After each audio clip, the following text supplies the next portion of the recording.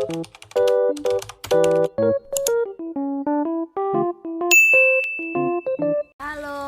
salam kemenangan.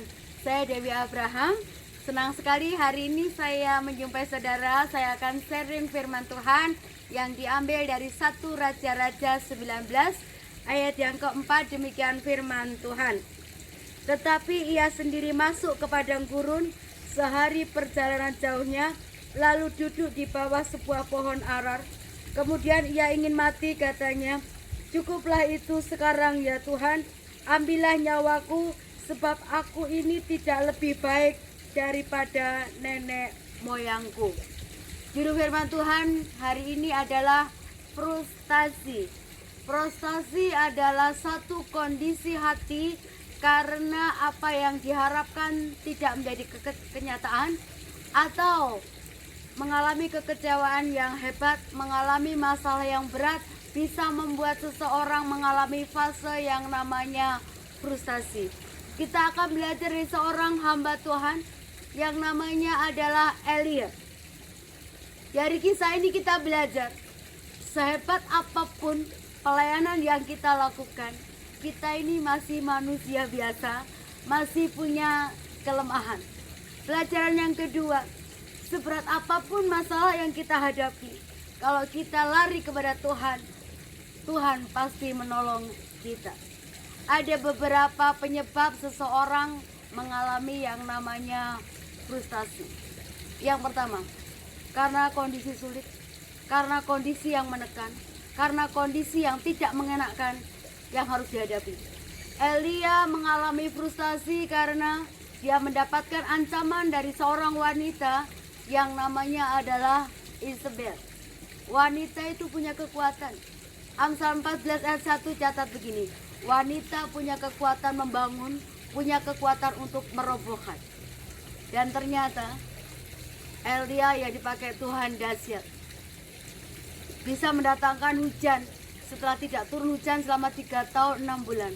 Tapi orang yang sama mengalami kekecewaan yang hebat karena diancam oleh Isabel. Isabel kecewa, Isabel marah sama Elia karena Elia sudah membunuh 450 Nabi Baal yang disembah oleh Isabel. Ternyata membuat Elia menjadi takut. Orang frustasi itu ciri-cirinya mudah sekali. Suka menyendiri, susah terima nasihat, banyak alasan ketika diberitahu hal-hal yang baik, merasa dirinya manusia yang paling tidak berharga, merasa tersisih, merasa tertolak. Hati-hati, kadang-kadang orang yang frustasi bisa berakhir dengan bunuh diri. Elia ketika kecewa sempat ucapkan kata-kata ini, "Sudahlah, cukup, mati aja." Hari ini kita akan belajar bagaimana sebagai orang percaya kita harus keluar dari kondisi yang namanya kata frustasi. Yang pertama, bagaimana kita bisa keluar dari kondisi frustasi? Yang pertama, keluar dari rasa yang tidak benar. Jangan pernah mengasihani diri sendiri atau self pity. Kok aku begini ya? Mengapa harus terjadi pada diriku ya? Kok dunia nggak adil buat aku ya? Aku sudah seperti ini tapi aku disalahkan. Aku sudah berusaha pertahankan rumah tanggaku, tapi aku tetap tidak ada harganya di mata suamiku, di mata istriku. Dengarkan baik-baik. Jangan pernah frustasi karena keadaan. Karena kita harus percaya keadaan yang sulit, kalau kita tidak berserah sama Tuhan, iblis akan pakai keadaan itu untuk membuat kita lebih kecewa lagi sama Tuhan, lebih kecewa lagi sama orang-orang yang ada di sekitar kita. Cepat keluar dari rasa ini, bangkit dari rasa ini. Saya suka yang namanya Daud. Daud adalah seorang hamba Tuhan. Daud adalah seseorang yang luar biasa. Dia pernah mengalami yang namanya ancaman. Dia dibully sama anaknya karena anaknya menginginkan tahtanya yang namanya Absalom. Absalom menginginkan kematian bapaknya, mengancam bapaknya akan bunuh bapaknya. Daud dalam posisi yang tertekan. Yang dilakukan Daud seperti ini. Mazmur 56 ayat 4 catat begini, ketika aku takut, aku belajar untuk percaya. keluar dari rasa yang tidak nyaman. Percayalah kepada Tuhan, itu yang membuat kita tidak akan pernah mengalami yang namanya frustasi. Itu yang pertama. Yang kedua, larilah hanya kepada Tuhan. Hanya nama Tuhan yang sanggup menolong kita. Mazmur 118 ayat 5 katakan seperti ini. Ketika aku dalam kesesakan, ketika aku dalam kesulitan, aku berseru kepada Tuhan, aku berteriak sama Tuhan, aku crying out sama Tuhan, karena aku tahu Tuhan yang sanggup menyelesaikan masalahku. Harusnya kita jangan pernah dinina-bobokkan oleh kekecewaan yang berkepanjangan. Segera bangkit, lari sama Tuhan, datang sama Tuhan, teriak sama Tuhan. Hanya Tuhan yang sanggup menolong kehidupan kita. Kembalilah kepada kasih yang mula-mula. Dekat dengan Tuhan, intim dengan Tuhan. Otomatis ketika kita dekat dengan Tuhan, Roh Kudus akan memperbarui jiwa kita, sehingga kita akan mendapatkan kelegaan. Jangan berikan ruang dan waktu untuk frustasi. Jangan berikan ruang dan waktu untuk terus hidup dalam ketakutan. Masih ada Tuhan yang sanggup melepaskan kita dari kesulitan hidup kita. Saya mau bersaksi, 2019 itu bulan Oktober, tengah malam setelah saya di kamar mandi, tiba-tiba saya tergerak untuk membuka Facebook.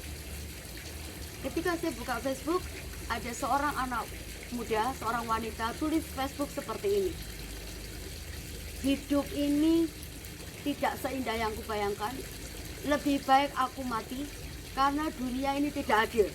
Saya kaget. Akhirnya saya Japri pribadi, saya minta WA dia. Puji Tuhan, malam itu kira-kira jam 1 dia kasih WA-nya sama saya. Saya tanya sama dia, sayang, apa yang terjadi? Dia katakan begini, saya lebih baik mati ibu, saya nggak mau hidup lagi. Terus saya tanya, kenapa? Saya hamil. Saya katakan begini, hamil di luar nikah memang kesalahan, tapi jangan membuat kamu putus asa dan bunuh diri. Terus dia bilang, karena saya hamil dengan suami orang. Saya cukup kaget. Sudah tahu suami orang masih nekat berhubungan. Saudara, saya katakan begini, tidak ada yang namanya pria baik kalau sampai berani mengkhianati istrinya. Saya bilang sama anak itu, memang kamu salah, tapi jangan pernah lakukan kesalahan yang kedua kali.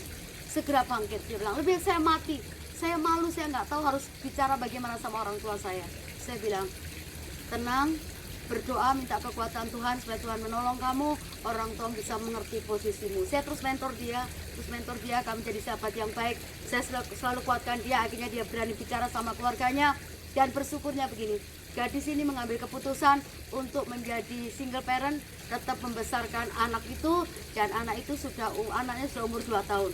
Puji Tuhan, wanita ini tidak jadi bunuh diri. Hari ini berikan waktu kita, berikan perhatian kita untuk orang-orang yang bermasalah di sekitar kita, supaya mereka diselamatkan.